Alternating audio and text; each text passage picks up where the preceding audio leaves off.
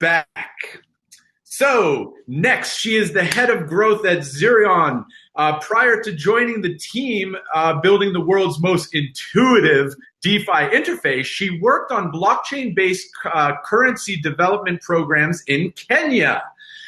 With a background in economics and data science, her focus is on redesigning money for the 21st century, which means leveraging alternative currencies to facilitate more inclusion, resilience, and sustainable local economies. Sounds right up my aisle, and I look forward to listening to her speech. She believes we ought to recognize the FinTech revolution for what it is, a nice UI update to the same financial operating system. I love it. It's time to shift gears with decentralized finance.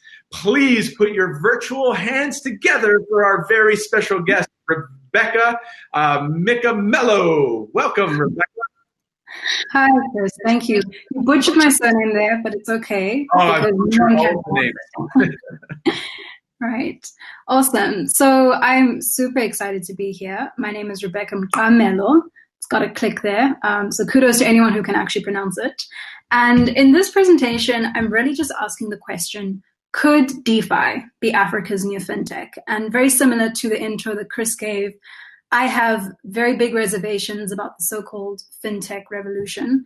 And in this presentation, I'm really going to be breaking down why we should be a little bit more criticizing of it, and also just giving you some pretty mind-blowing use cases of how DeFi is already being implemented on the continent. So right now, I am going to turn my video off and start sharing my screen so that you guys can see.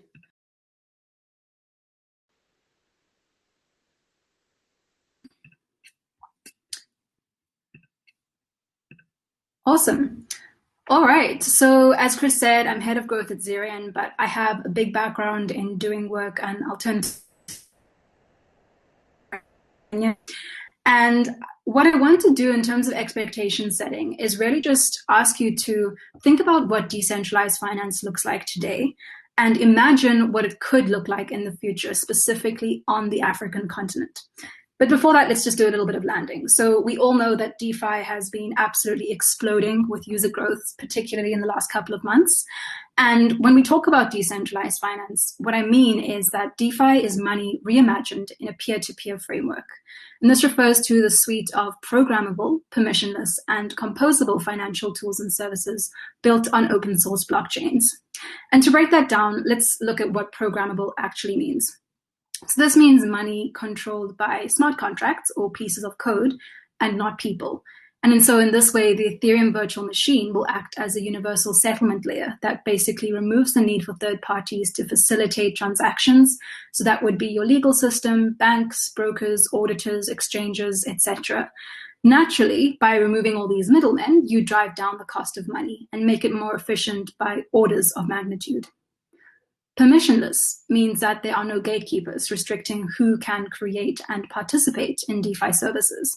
So it's incredibly to bootstrap DeFi projects. It's incredibly easy to create them and participate them. And of course, DeFi is globally accessible, which is great. And then lastly, a core factor that I want to focus on specifically in this talk is how DeFi is composable, right? So different applications can be built on top of each other and customized in new ways, regardless of who created them. And of course, you may have heard the very popular analogy, which is that DeFi is a little bit like a box of Legos because there is no limit as to what can be built.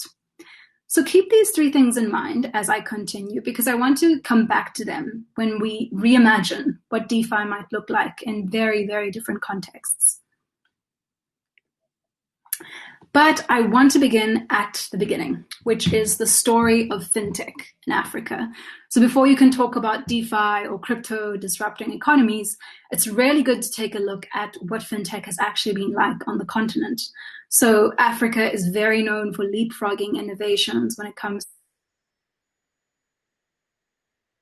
Think of how most African countries skipped the landline and went straight to using mobile phones. You can think of the utilization of drones as healthcare solutions in remote areas. And probably the most popular is just the explosion of mobile money in places like East Africa. where we looked completely past the issue of the so-called unbanked and instead looked at the facilitation of everyday digital transactions straight from your pocket. And there's a popular statistic here, for example, with M-Pesa lifting 2% of Kenyans out of poverty. So, with mobile phone penetration on the rise, it does seem pretty certain that a region like Africa would be a natural hotbed for the leanest, most effective fintech solutions that we're yet to see. In essence, a narrative has actually emerged, and you often see this narrative spilling over to things like cryptocurrencies and DeFi. I mean, I myself have sat through so many conferences and presentations hearing how crypto is going to just revolutionize finance in the so-called developed world, goodbye to corruption and volatile national currencies and economies built on legacy systems, because according to the evangelists, crypto is going to fix Africa's broken economies. And you can probably hear from the tone of my voice just what I think about that sentiment. Because the truth is, I like to pause. I think that it's really important that we check our assumptions about the fintech revolution. And I think it's worth looking at just what the fintech revolution actually means so far. And I'm going to bring forth two arguments here. So the first is that any kind of technology that relies on the same underlying principles and systems as the thing it's trying to disrupt is inherently constrained. I mean, that's just a given. The second argument that I would make is really just the danger of inferring false causality. So let me dive deeper into both of those. The first thing that I would argue here is like fintech is just a modified UI to the same operating system, right? So fintech doesn't change how financial institutions work. And I think this is a very large reason why it has failed. If you look at companies like PayPal, Stripe, Robinhood, and TransferWise, they've certainly made it easier to make online payments, invest in stocks, or transfer money across borders, but they don't change how these institutions work. The hierarchies, the barriers, and the constraints are still there. And I think one of the most prominent ways that we see these barriers is in geographical barriers, right? So PayPal still bars Nigerians from using its services. Remittances below $200 in most of sub-Saharan Africa will cost an average of 9% compared to a global average of 6.8%. And of the 150 million plus businesses in Africa, 70% don't have access to cross-border payments. So what we see here is that traditional finance remains extremely localized. Distribution costs are enormous, and the scale and pace of innovation are impeded because there is an entrenched monopoly over who gets to create and access financial products.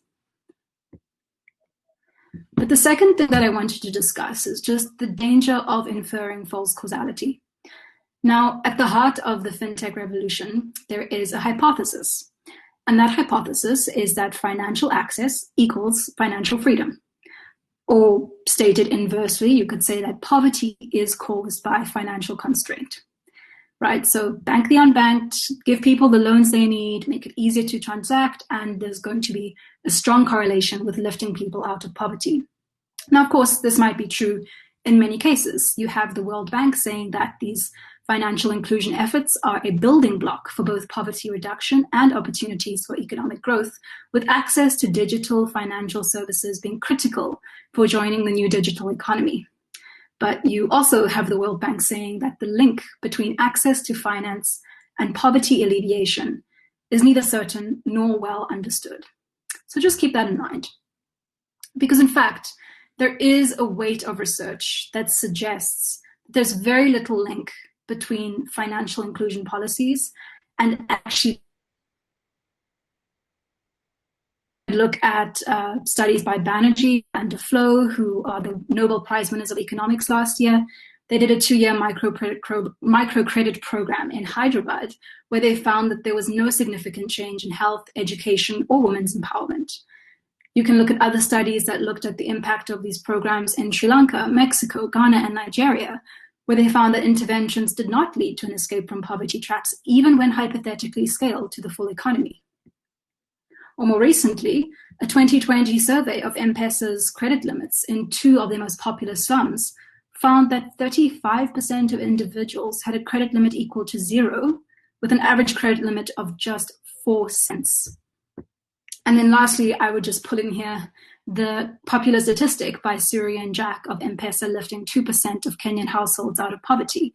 Well, when you actually read that paper and you see them controlling for gender, they found that male-headed households were supposedly worse off. I think to realize that under financial inclusion policies, the main way that populations are supposed to lift themselves out of poverty is through self-employment. But it's a bit of a problem because it is still very unclear how mobile money has affected income generation opportunities or access to money. So where does this lead us exactly? Well, not to sound pessimistic, I do think it's worth realizing that we're looking at a landscape that may be saturated with a number of promising fintech solutions, but it is also very, very ripe for money that is structurally applied and accessible in new ways. And here I want to start pivoting to actually talking about DeFi. And before I begin, I want to pull in this very well-known quote by Sid from Coinbase, because I think this completely captures the DeFi vision. So imagine a global, open alternative to every financial service that you use today, accessible to anyone in the world with a smartphone and an internet connection. Now you're probably thinking, okay, this sounds great, but the technology is really nowhere near being deployed in this global, accessible way. I mean, most people might not even have an internet connection in the places where this technology is needed so desperately. But I'm going to offer an example that shows that you don't even need the smartphone and the internet connection to apply DeFi in some pretty mind-blowing ways. So just like Africa is known for applying the same technology in novel ways, DeFi adoption might end up looking very different to what we have in mind. And here I bring in the example of grassroots economics. So they're an organization that has been working in Kenya since 2010, championing various community currency models, where communities are empowered to create their own form of local money. And in 2018, they actually migrated from giving people paper vouchers to blockchain-based tokens, which is pretty amazing if you think about it, because the majority of these people do not have smartphones and do not have an internet connection. Now, grassroots economics has a very interesting hypothesis about poverty, which is that poverty can be characterized as a liquidity problem. Now think about it. A lack of employment in a low-income community doesn't mean that people aren't available to work. In a country like Kenya, where 75% of the population is under the age of 35, there is a surplus of available bodies and available labor. Or you could think of low levels of economic activity, right? It doesn't mean that the demand isn't there. Roads need to be built, businesses need to be run, people need to buy food, etc. But there is a scarcity of a medium to facilitate those transactions. In other words, a lack of money or a lack of liquidity of money. And here I have an illustration that really compares what happens between most low-income communities and those that are empowered to create their own form of currency. So on the first illustration on the left, what you have is remittances entering the community through currency. So this could be from family members, or maybe you have temporary income from work, but it also leaves the community pretty quickly because people are either buying goods and services elsewhere or they're paying for labor elsewhere. There's very low infrastructure, and essentially there's a very low velocity to money, meaning that it doesn't change hands that often. Now contrast this to the second sketch, which is what happens when a currency is facilitated in such a way that the flow of money stays within the community. The more times that money exchanges hands within the local community, the more economic value that you get out of it. And this is exactly what grassroots economics has done with tokenized community currencies. Popular to what we're seeing in DeFi, where people are tokenizing themselves, you can go into low-income communities and get the community to tokenize itself. They're using a stablecoin reserve based in DAI that is currently at a 1-to-4 ratio. So if I have 1,000 DAI, I can mint 4,000 community currencies. that essentially gives you the multiplier effect, right? You create 4 times the amount of economic activity compared to, say, traditional aid models, where you just hope that the money goes to the right people. Exchange rates are set by a bonding curve. And what's really incredible here is that the parameters of this bonding curve are decided by the communities themselves. And these tend to be women's savings groups, for example. And of course, because you're using a bonding curve, you can have guaranteed price level, and you can start to have that exchangeability between community tokens. I find this such an empowering and inspiring example because it's essentially applying the exact same DeFi concepts that many of us are familiar with in a context where you would least expect it, showing that DeFi isn't necessarily a long way off from mass adoption. Maybe we just need to reimagine what that adoption actually looks like. And here's a picture of someone using the system. So in this picture, you actually do have someone using a smartphone, but it's pretty good to remember that the majority of the people that use this community currency system are using your really old, like Nokia brick phones. The way that this works is that they're using USSD codes that allow them to interact with the blockchain. So in essence, grassroots economics is empowering people to create and participate in their own financial markets in a way that is programmable, permissionless, and composable. They have over 23,000 users in over 50 Kenyan communities, and they've traded at least more than $1 million in the last 2 years. This is a fantastic model because it allows people to buffer national volatility, especially if the reserve is on a stablecoin such as DAI, which is pegged to the US dollar. And especially during times like COVID, you see this as a fantastic way to buffer economic shocks. Now, in the future, you can imagine how something like this could scale. If communities are already creating their own cryptographic tokens and doing this themselves and setting their own bonding curves, you could scale that interoperability. So imagine if the reserve was deposited onto a protocol like Compound or Maker, and people were actually earning interest on that reserve. You can imagine the kind of financial services and opportunities that suddenly become open to far more people around the world. So in closing, I just want to say that the DeFi that we know today isn't necessarily going to be the DeFi of the future. Adoption might look very, very different to what we know, and it's already happening in places that need it most. What I would say here is that we need more attention to these use cases so that we end up building in that composability from day one. Perhaps for many of us, DeFi right now looks like something that is interfaced by those who are very familiar with financial markets. A lot of it is very obscure, a lot of it has a very high learning curve, but that doesn't mean that DeFi is inaccessible to everyday people who just want to trade in a currency that's stable, or who just want to make sure that their economies don't go stagnant when there is political or economic turmoil, or when they're hit by economic shocks such as COVID.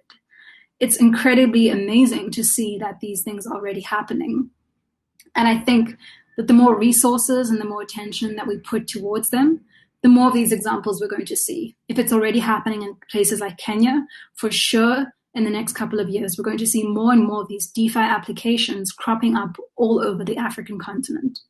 So if you're interested in anything that I've said, or you want to check out grassroots economics, definitely look at their website, grassrootseconomics.org.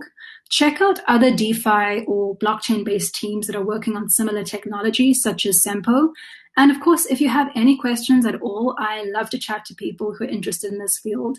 You can find me on Twitter at Rebecca_Mqamelo, and we can definitely take the conversation forward. So thank you so much for listening.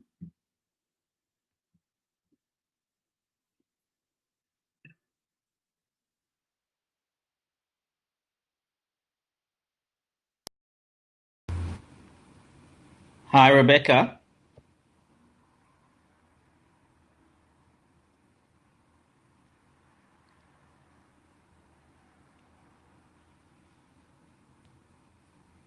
Hi, Rebecca. Oh, I think she's left.